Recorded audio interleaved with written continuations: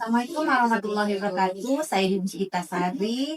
Pada hari ini akan melaksanakan ujian terbuka promosi Doktor Ilmu Lingkungan hari Senin tanggal 18 Mei 2006 dengan judul disertasi model prediksi dan analisis geospasial kejadian stunting di Kabupaten Tulang Bawang berdasarkan Dokter Sanitation dan Hygiene, kondisi rumah dan infeksi pada balita. Wassalamualaikum warahmatullahi wabarakatuh.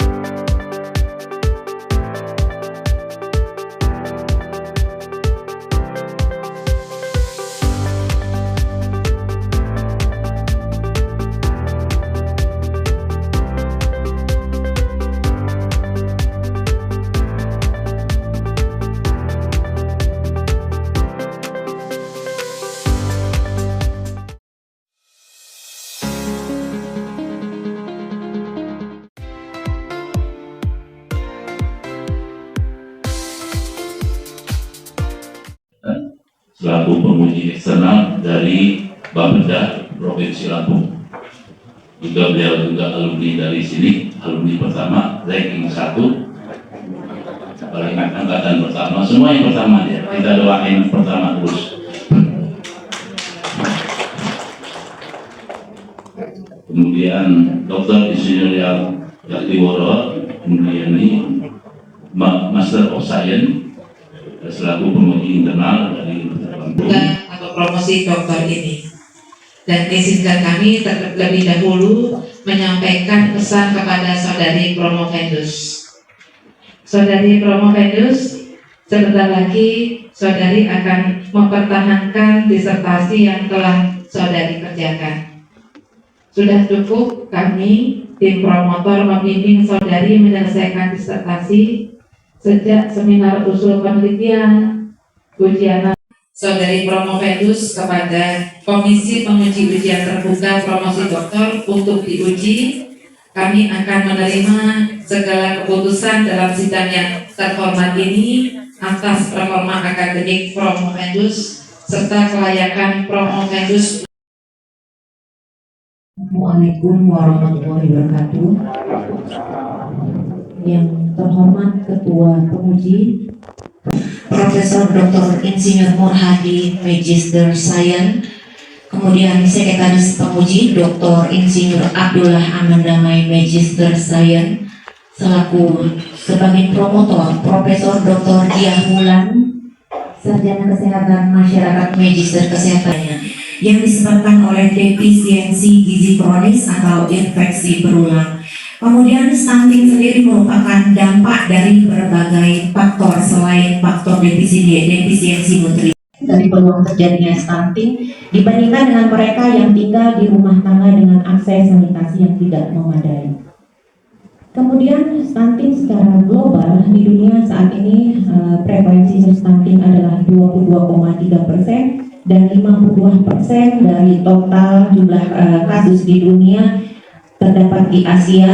Kemudian dari total jumlah prevalensi kejadian stunting yang ada di Asia sebanyak 30,5% terdapat di Asia Tenggara dan Indonesia di Asia Tenggara dengan prevalensi 31%. Hal ini menempatkan Indonesia sebagai negara kedua setelah Timor Leste, merupakan negara tertinggi di Asia Tenggara dengan kejadian stunting. Kemudian di Indonesia sendiri saat ini prevalensi stunting berdasarkan 1,5% dan ini sudah melampaui ambang batas yang telah ditetapkan oleh WHO atau Badan Kesehatan Dunia, yaitu untuk suatu permasalahan kesehatan dengan batas maksimal 20%.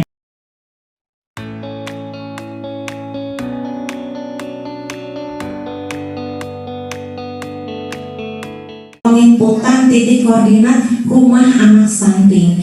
Kalau memang lintang bujur atau titik koordinat ini tidak diketahui, kita bisa gunakan misalnya kode dari fasilitas kesehatan, misalnya puskesmas yang berada di dekat wilayah tersebut.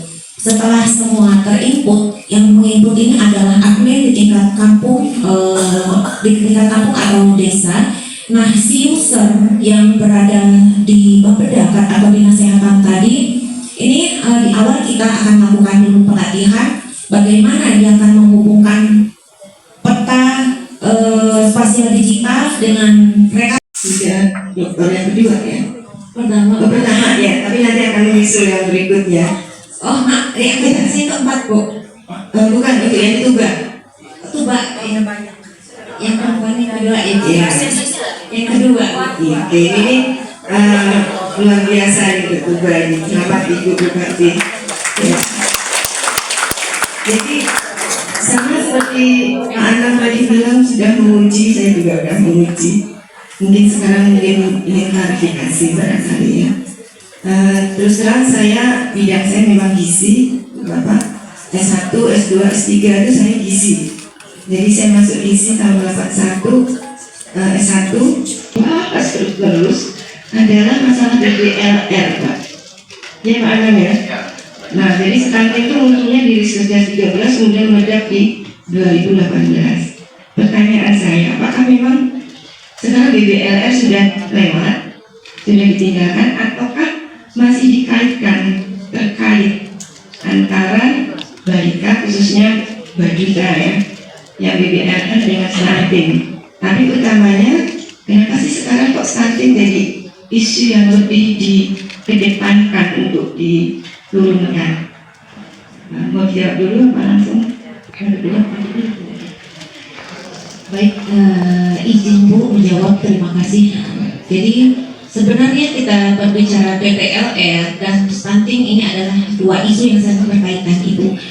Karena bayi yang lahir dengan PPLR, yang pertama mulai konsen dalam arti melihat bahwa kalau PPLR itu adalah output dari persalinan, artinya kondisi yang menggambarkan kesejahteraan janin pada bayi pada saat baru lahir. Tetapi ketika kita membahas stunting, ini adalah dampaknya melampaui dari permasalahan fisik itu sendiri. Artinya bagaimana ini stunting ini terhadap sumber daya manusia ke depannya, di mana anak stunting memiliki potensi mereka mengalami keterbatasan kecerdasan IQ, kemudian keterbatasan kognitif, dan ini bagaimana generasi ke depan, jika misalnya sekarang ini banyak anak yang lahir dengan stunting, kemudian secara ekonomi, secara makro, negara akan mengalami kerugian karena anak-anak stunting yang saat ini ketika dewasa mereka memiliki tingkat produktivitas rendah.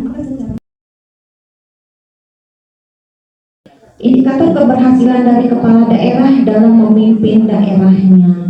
Kemudian stunting juga banyak dibahas di berbagai kementerian. Mengapa? Karena dalam intervensi percepatan penurunan stunting tidak hanya melibatkan satu kementerian kesehatan, tetapi karena tadi penyebabnya multidimensi, sehingga intervensinya juga dari multidimensi, misalnya dari Kementerian Kesehatan, kemudian Kementerian PUPR, kemudian Kementerian Desa, sehingga isu stunting ini lebih banyak dibahas di berbagai kementerian. Kemudian yang terakhir, kita akan menghadapi bonus demografi. Ini merupakan suatu ancaman. Mengapa? Karena yang kita harapkan dari bonus demografi ini, bagaimana jumlah penduduk Menggunakan satu model ya, sudah sesuai dengan prediksi, model prediksi. Dan diketahui ada 4 yang dominan. Hanya determinannya kan 0,21. Nah, ya, ini kan relatif kecil ya, karena memang kita juga tahu sebetulnya dari gambaran mungkin model UNICEF sudah menyatakan bahwa sebetulnya lebih berhubungan ke stunting. Mungkin Ibu bisa menjelaskan, barangkali kesempatan di sini juga untuk mempromosikan ya. Sebetulnya yang paling dominan selain yang ini 21%, itu faktor-faktor apa atau variabel apa. Kemudian kalau ini 0,21 tapi nyata ya, signifikan. Seandainya, ini kita berandai-andai ya, seandainya ibu juga masukkan variabel-variabel yang memang sebetulnya di luar variabel peneliti ini, tapi diduga itu nyata, apakah ibu yakin, masih tetap yakin bahwa 4 variabel yang determinan dominan ini masih akan tetap menjadi variabel yang nyata? Silakan. Terima kasih Bu. Jadi memang dari hasil analisis dengan penelitian ini menggunakan 2 analisis spasial dan model prediksi. Model prediksi tadi memang mendapatkan 4 variabel utama yang berkontribusi terhadap kejadian stunting di Kabupaten Tulang Bawang. Dengan R-square tadi memang hanya untuk faktor lingkungan ini 21%, artinya ada 79% ini dipengaruhi oleh faktor lain. Memang untuk stunting ini sendiri disebabkan oleh multidimensi, artinya bukan hanya. Dan saya juga ikut senang seperti itu. Kasih ya. Nah, ini gimana pun saya juga harus memberikan pertanyaan ya Bu. Walaupun selama kita bimbingan itu pertanyaan dan lain-lain, tugas dan lain-lain itu sudah saya berikan. Tapi ini di sini saya juga memberikan pertanyaan ya. Pertanyaan saya Bu di sini ya. Ibu sudah melakukan penelitian dan tentunya penelitian ini tidak hanya berhenti ya sampai yang sudah Ibu lakukan. Tentunya Ibu kan juga berharap bahwa apa yang Ibu untuk peneliti lain untuk melanjutkan penelitian Ibu ini tentang apa ini? Silakan.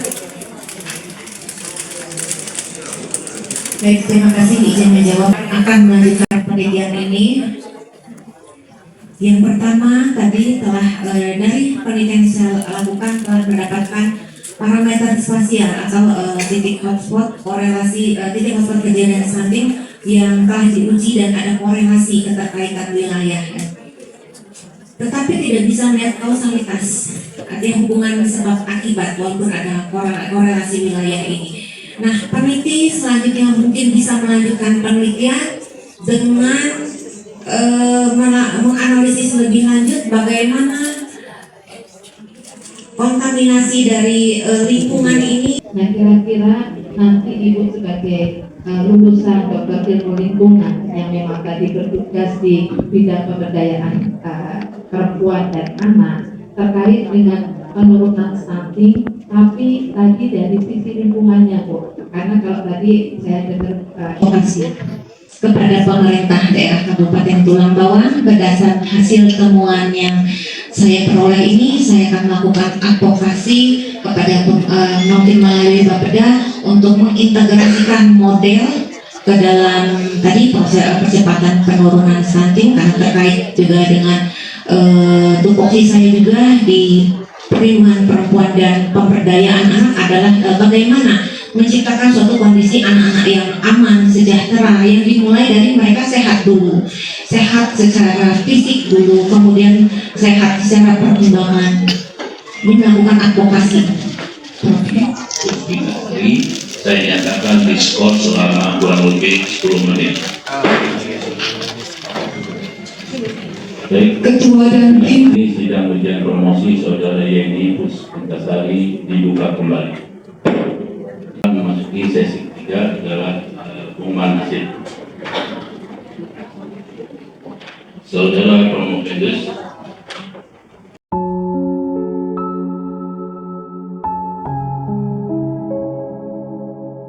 Saudara Promovendus telah diuji, kami dari panel penguji mengadakan rapat khusus penilaian ujian promosi saudara.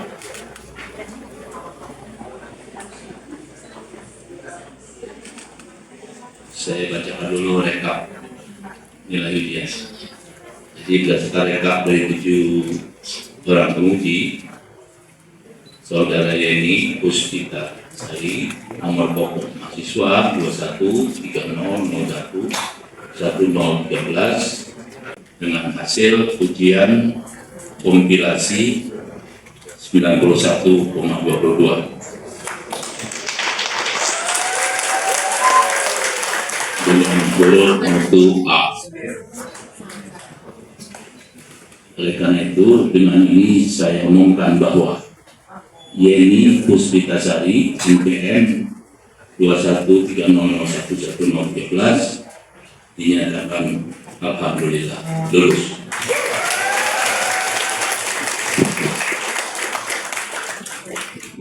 Pada program studi doktor ilmu lingkungan, program pasca sarjana Universitas Lampung, dan merupakan lulusan ke-25 pada program studi doktor ilmu lingkungan Universitas Lampung. Jadi jaraknya 24 dari Pak. Dengan lulusan pertama, ini lulusan ke-25.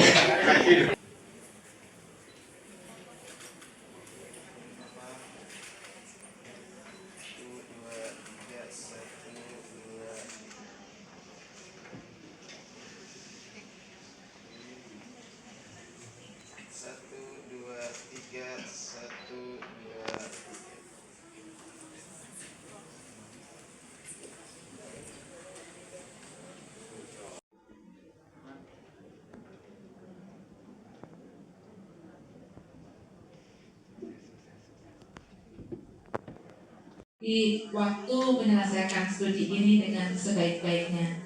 Kurang lebih 5 tahun ya Bu, kita bersama ya.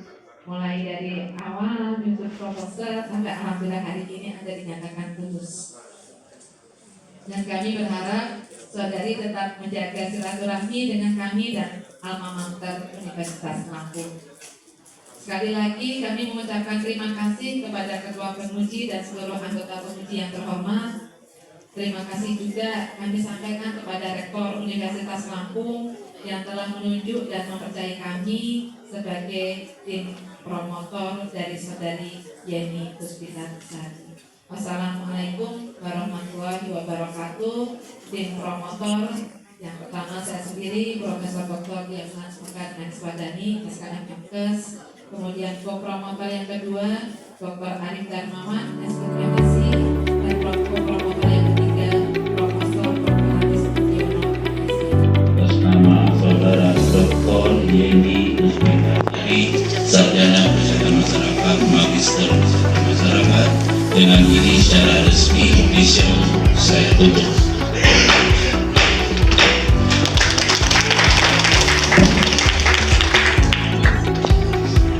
Tim penguji promosi doktor dipersilahkan memberikan ucapan selamat dan berfoto bersama kepada